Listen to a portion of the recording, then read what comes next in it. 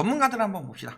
유튜브 쪽은 일단은 배제하고요. 언론에 많이 나오는 전문가들. 대표적인 전문가들 몇 명 있죠. 뭐 심교수형, 원투, 권교수형, 가빈분. 여러 명 있습니다. 빠땡이나 뭐 새끼곰 뭐 이런 사람들은 안 보이니까 요즘까지도 난리치고 있는 사람들 예전이랑 어떻게 다르게 부추기고 있냐 이런 부분을 보셔야 되겠죠. 가장 먼저 가빈분 말을 어떻게 바꿨느냐. 강남권 집값은요 금리보다 규제를 본다. 그러면서 금리가 올라도 강남은 규제 완화하니까 오른다. 이런 이야기를 하고 있죠. 과거 발언들을 볼까요? 그러면서 나머지는 뭐 집값이 하락세가 이어지지만 강남은 오를 것이다. 완화는 되게 오래 갈 것처럼 이야기하는데 규제는요 짧게는 3개월 길게는 6개월밖에 효과 없다. 이론적으로 금리 인하는 부동산 시장에 활기를 불어넣는 효과가 크고 투자재로 바뀐 데다 대출 의존도가 높아져서 금리에 민감하다. 그러니까 저금리 규제 강화 시기에는 금리 효과가 크고 규제 효과는 적다. 이렇게 이야기를 하다가 고금리 규제 완화 시장으로 바뀌게 되니까 금리 효과보다 완화 효과가 더 크다. 이렇게 말을 바꾸고 있죠. 심교수형 원 부동산 TF 이번 정부의 부동산 쪽으로도 자문을 많이 주셨던 분이죠. 그러면서 부동산 대책 중에서 가장 큰 문제가 뭐냐? 세금 중과다. 그래서 다주택자들이 집을 내놔야 문제를 풀 수 있고 집이 부족하면 오르고 근데 집을 내놓을 수 없게 만들었다. 세금이 오르면 투자가 줄어드는데 피해가 서민한테 간다. 뭔가 이상하죠?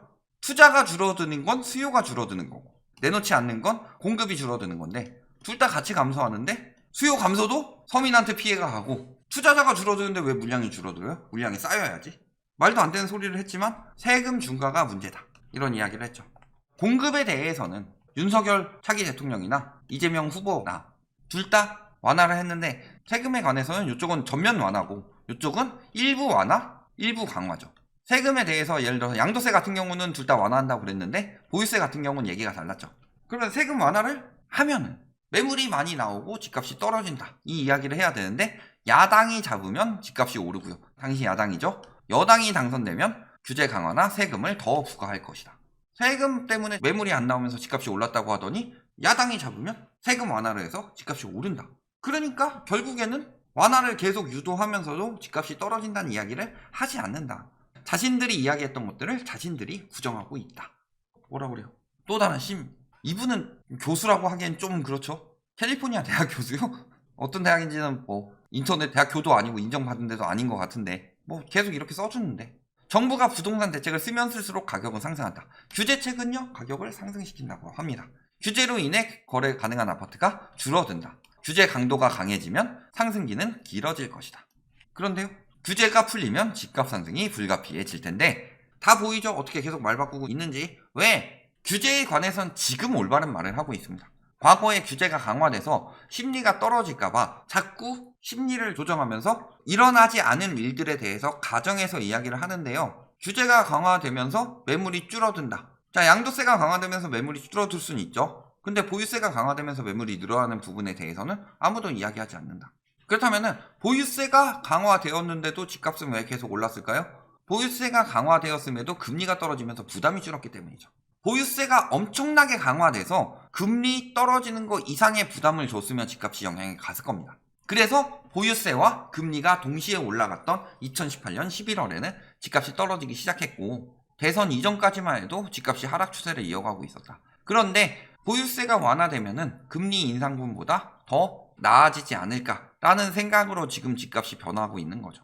심리를 조장하고요. 이런 거 한계가 있습니다. 결국에는 여력이 얼마나 증가가 되느냐. 그랬을 때 규제 정책은요. 무조건 집값을 억제하는 역할을 합니다. 완화 정책은 반대로 푸는 역할을 하고. 그런데 그걸 가지고 계속 지금까지 울거먹고 뭐 공급이 감소하니 매물이 감소하니 이거는 항상 가정법이죠. 그 가정에는 문제가 뭐가 있냐. 권위자들이 그렇게 이야기를 해서 시장을 지속시키고 만들려는 효과가 있다. 반대로 이야기하면서 본인이 그 시장을 만들려고 하는 건데 지금 같은 경우는 거래량이나 이런 것들이 너무 침체되었기 때문에 완화되면은 오른다고 하는 거다. 이거는 얘기하기 쉽죠. 왜? 논리적으로 타당하니까. 감정에 호소하는 방법은 효과가 길지 않습니다.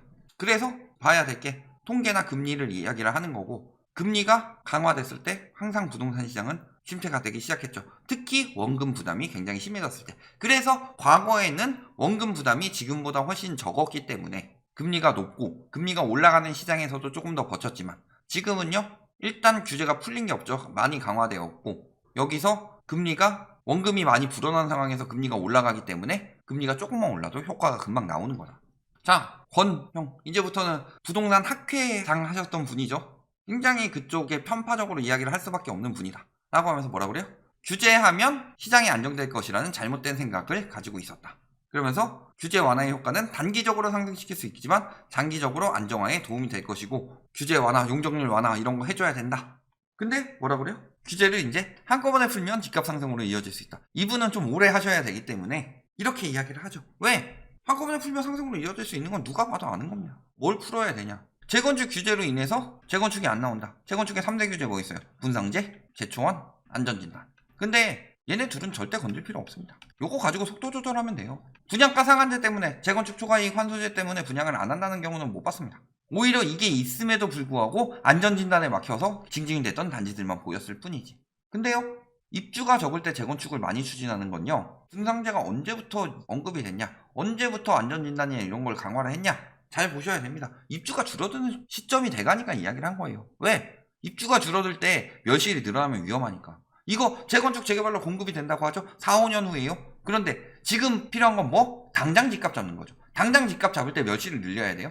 그러니까 공공 공급을 하는 거예요. 공공 공급은 효과가 없다. 왜 효과가 없어요?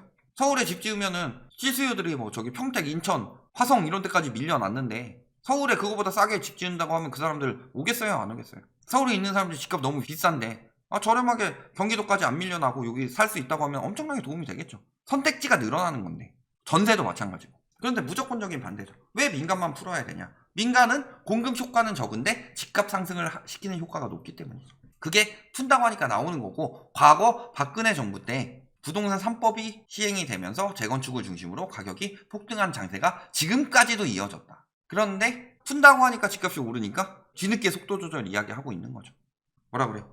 연준이 향후 인플레이션 2% 감안 부동산 가격이 하락하거나 안정화하는 것은 거리가 멀다. 왜? 한국에서 풍부한 유동성과 저금리가 이어지기 때문에.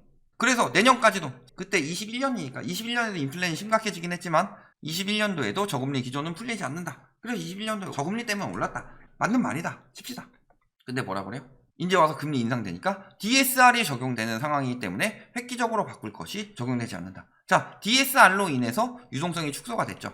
DSR로 미리 축소해놨기 때문에 금리 인상에 영향이 없다.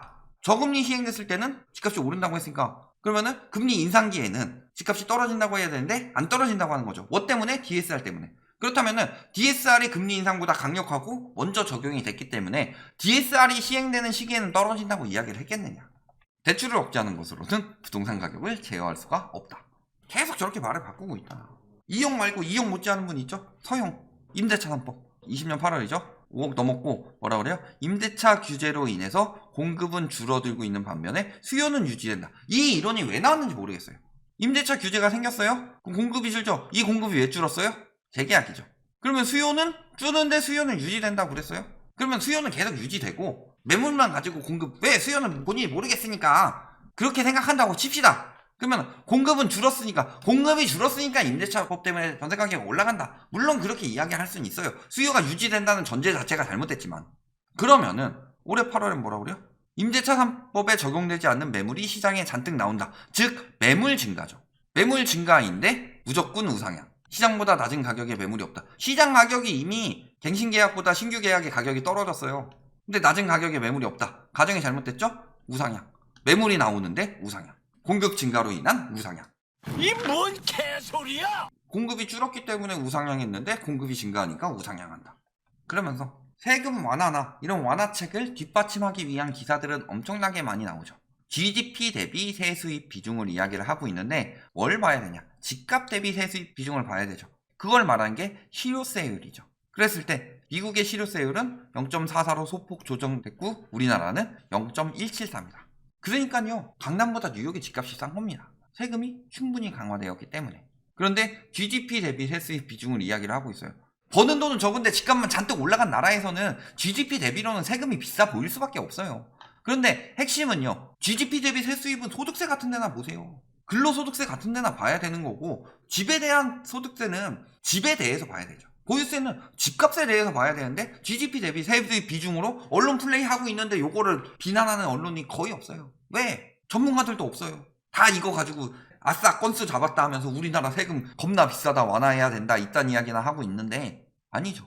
핵심은 집값에 대해서 세금. 왜냐? 집값에 대해서 세금이 낮으니까 집값이 올라가는 거니까. 결국은 소득 대비 집값이 높다는 것만 드러낸 자료였다. 그거에 대해서 편파적으로 보도만 하고 있었을 뿐이다. 그리고 규제 푼다고 하니까 거래 절벽 슬슬 녹는다. 아유 슬슬 녹아요. 3월 아파트 매매 건수는요 2월 대비 60% 이상 급증했어요. 와! 이 60% 이상 급증했는데 1300건이에요. 서울 아파트 거래가요 2000건 미만으로 나온 거는 거래량을 계산한 이후부터 역사적으로 몇 달 없었던 일입니다. 글로벌 금융위기 때 한 몇 달 잠깐 나오고 2000건, 3000건 늘어나도 저렇게 한번 침체된 이후에 가격이 떨어지기 시작했어요. 물론 완화책과 저금리로 인해서 잠깐 떠오르긴 하지만 그때는 이미 무너지고 있던 시장이었죠. 슬슬 녹아요. 그리고 이 거래량 증가는요 3월에 뭐가 있어요? 대선빨. 이제 해줄 거야. 우리 열이 하고 싶은 거 다 하면서 해줄 거야. 이거 제가 한 말 아닙니다. 굉장히 서민적인 분이죠. 대선빨 받았는데도 저 정도예요. 4월에요? 금리 인상 됐습니다. 여력이 더 있을까요? 없을까요? 그러니까 여력이 없으니까 지금 40년 DSR 푸는 거고 40년 주담대로 만들어서 그래서 자꾸 이렇게 만드는 거다. 왜? 거래 침체되면 안 되니까. 그래 봤자 자 4월 22일인데 355건 나왔습니다. 곱하기 3배 해본다고 칩시다. 1050건? 더욱 침체되고 있죠. 3월에 대선빨 받아서 잠깐 뜨는데 4월 지금 봐봐라. 그리고 2월 800건, 1000건 밑으로 떨어진 건 역사상 처음이고 거래량만 떨어졌어요? 실거래 가격 지수 보세요. 계속 떨어지고 있어요. 서울. 호가 반영하는 KB 매매 가격 지수나 혹은 극단 거래가 좀 어느 정도 반영되는 서울 매매 가격 지수 이런 걸 보면은 올라가고 있는 것처럼 보이는 부분도 있고 혹은 그렇게 안 떨어지는 것처럼 보일 수도 있지만 실거래가를 중심으로 하는 실거래 가격 지수는 이미 뚝뚝 떨어지고 있다. 결론. 전문가라는 사람들은요. 일관된 주장을 해야 됩니다. 집값이 오른다 떨어진다 이거에 대한 일관된 주장을 하라는 건 아니에요. 그건 상황이 바뀌니까. 그런데 규제가 올린다고 했다가 완화가 올린다고 한다든지 금리 때문에 영향을 많이 받아서 올랐는데 금리가 올라가는 순간에 집값이 금리 영향은 별로 없다고 한다든지 임대차 3법 때문에 매물이 줄어서 전세가가 올랐다고 하면은 갱신 매물이 나오면 매물이 늘어서 전세가 떨어진다고 해야 된다든지 이렇게 같은 현상에 대해서 일관된 주장을 해야 되는데 그게 없다. 그거는 뭐예요? 궤변이죠. 궤변이고 기승전 상승만 이야기하기 위한 언론 플레이들만 하고 있다. 그래서 쓰는 자료도 비겁하게 쓰고 있죠. 치졸하게 쓰고 있죠. 집값에 대한 세금을 GDP 대비로 낸다든지 이런 걸로 치졸하게 내고 있다. 왜 이렇게까지 할까요?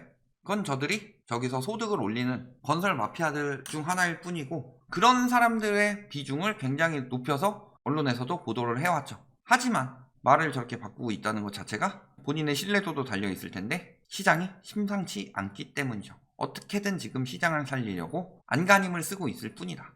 그리고 그런 태세 전환이 나오고 있다는 것은 그만큼 지금 시장이 굉장히 위험하고 쉽게 뒤바뀌지 않기 때문이다. 이렇게 보시면요. 잘 돼봐야 MB정부 때라고 그랬습니다. 몇 개월 상승한다고 하더라도 게시발 몇 번 받고 잠깐 상승할 뿐이지 가면 갈수록 여력이 떨어져가는 금리 상승을 당할 수는 없다. 이런 부분을 잘 생각해 보시면 지금 살 때인지 아닌지는 답이 나온다. 저들의 말을 믿어야 될지. 보험 설계사 말은 믿지 않죠.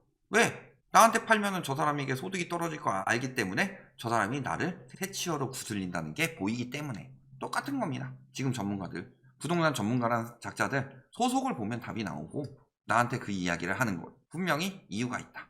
여기까지 말씀드리겠습니다.